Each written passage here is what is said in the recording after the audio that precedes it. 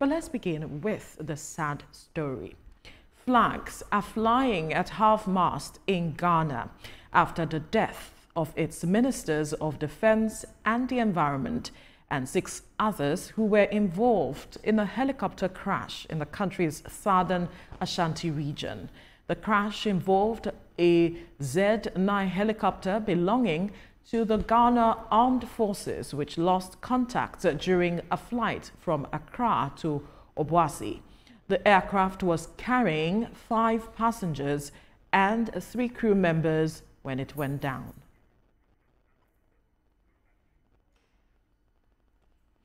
A really, really sad development there. May the souls of the departed rest in peace. We hear that the president cancelled all his official duties because the nation is in mourning as it is. I mean, the defense minister, the environment minister, and some other persons, these are persons who occupy sensitive positions in the country. When you talk about defense, how the defense minister has been ensuring that he protects that region from the infiltration of forces from outside the country to ensure, because we know how Mali and some other countries decided to leave ECOWAS, and the northern region of the country has been under threat, so to speak. But the defense minister had stepped in to ensure the safety of that region, and him passing now, there are concerns already being raised as to who can ensure that stability that he had brought to the government. And talking about, or to the country, and talking about the environment,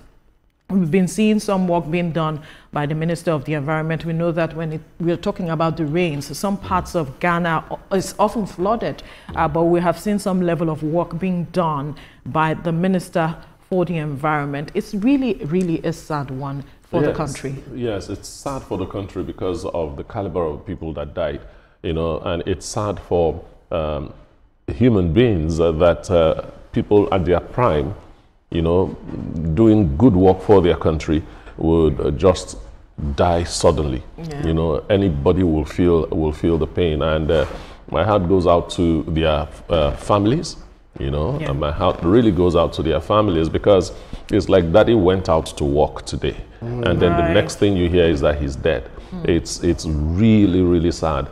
And I want to commend the Ghanaian president for promptly and publicly cancelling all official engagements to focus on this and giving the order that all flags should fly at half-mast. Yes. That's real good. Honoring them as quickly as possible. It also reminds me of a situation we had in the country, Ibrahim. Yeah.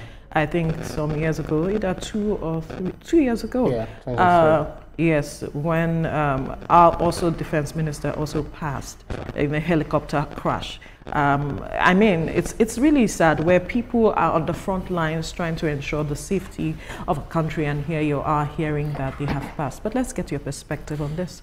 Yeah, so we'll start with my condolence to our extended families, because Ghana is just like our extended families. Absolutely. We've come a very long way, with more like families. And I say that it's very sad to hear of the story of the helicopter crash that happened, to the people of Ghana when it comes to servicemen, people in the front lines.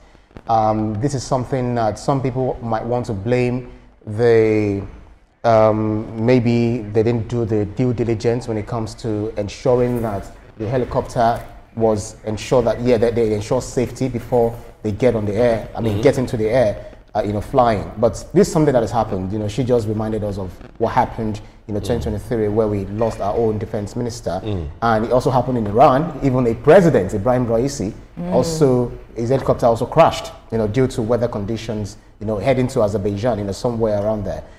This is something that has happened in several places. Sometimes we even find our soldiers, dying in the front lines, trying to dislodge the Boko Haram and all of that. Every time I've had to fly, sometimes whenever we landed, I just don't know. Maybe in submission, or maybe in what's it called, appreciation to Almighty God, tears just fall down my eyes. I don't know whether yes, really.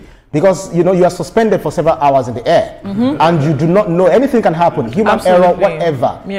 And then sometimes, in fact, the last time, the moment we landed in Nigeria, people on the plane started clapping, and the guy sitting beside me like, why are they clapping? But people, Nigerians are so funny, religious. I said, this is not about religion. Yeah. It's about you being grateful, and then you recognizing the fact that yes, you've flown safely, and then you've landed safely. It's not something that it goes beyond the power of the pilots, no matter how Yes, I agree with you. That they are. But we just say that we hope this doesn't happen again. And we fly safely wherever it is that we go. Absolutely. I also recount my experiences where whenever I travel as well, while suspended in the air, I know I used to have a phobia for height. And so when I get into the plane, I shake and all of that. But somehow I've developed confidence. Especially when the pilot said, prepare for landing. We are preparing for landing. Yes, the takeoff and landing is always one thing that gets me scared. Yes.